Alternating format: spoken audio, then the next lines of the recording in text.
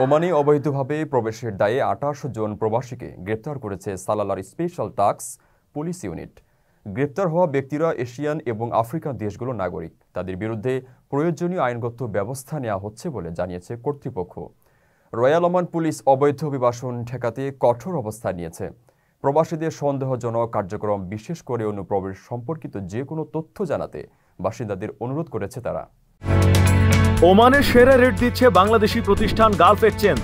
প্রিয়জনকে টাকা পাঠাতে আজই আসুন আমাদের যে কোনো ব্রাঞ্চে অথবা কল করুন স্ক্রিনে দেয়া নাম্বারে। গালফ এক্সচেঞ্জ, বাংলাদেশিদের প্রিয় এক্সচেঞ্জ।